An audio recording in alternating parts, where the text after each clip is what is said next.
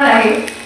फक्त हे चिंतन यासाठी मांडलेलं आहे कारण तुम्हाला संपूर्ण व्याख्यान ऐकल्यानंतर लक्षात येईल की हे चिंतन किती महत्त्वाचं आहे. आत्मज्ञाने मोक्ष. आता आमच्या दिवाभावाला हसायला येते कारण तिच्या टीका सुरुवात केली काय टीका लावणार नाही बाबा, माझी ती पात्रता नाही, माझी ती योग्यता नाही, परंतु आजच्या काळाला आजच्या पिढीला जे काही महत्त्वाचं आहे आचार्य विचार या ठिकाणी मांडणार आहे. तर आत्मज्ञाने मोक्ष. आत्मा म्हणजे जीव, ज्ञाने म्हणजे ज्या जीवाचं ज्ञान आहे ते आपल्याला झालं पाहिजे. माता चतुर्वेद जे चार पदार्थ आहेत, जीव, प्रपंच, देवता, परमेश्वर, चहू पदार्थाच्या वेगळं काही ज्ञान आहे का? काहीच नाही. मला सर्वांना चहू पदार्थाचं ज्ञान झालं, मग आपला मोक्ष झाला का? सांगा, मोक्ष झाला का? फक्त आपण मार्गस्थ आहोत, या मार्गावरती चालतोय, परंतु मोक्ष होण्यासाठी आणखी आपल्याकडे काय कमतरता आहे ही प्रत्येकाने तपासायची आहे. म्हणून हे विचार मी या ठिकाणी मांडलेले आहेत. तर आत्मज्ञाने मोक्ष म्हणजे आपल्या हिताचं ज्ञान या वचनामध्ये टीकाकारांनी सांगितलेलं आहे. जे हिताचं ज्ञान आहे, दोषात दुष्कृत्याचं ज्ञान, जे आपले दोष आहेत, जे आपले अवगुण आहेत ते आपल्याला आठवायचे आहेत, अनुताप करायचा आहे.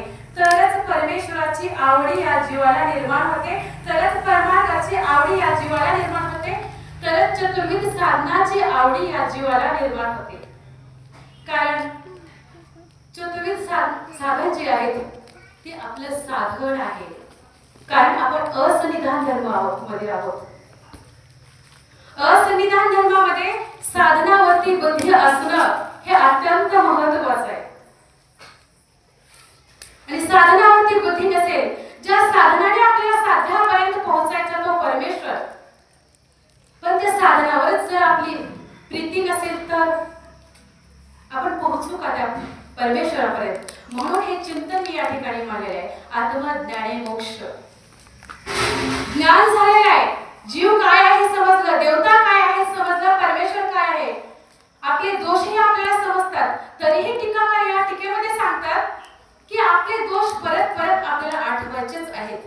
कारण तोपर्यंत आपल्याला परमेश्वराची आवड, परमार्थाची आवड, स्थानाची आवड, प्रसादाची आवड, भिक्षुकाची आवड आणि वासनिकाची आवड निर्माण होणार नाही. आणि हे साधना शिवाय आपल्याला साध्य प्राप्ती होणार नाही.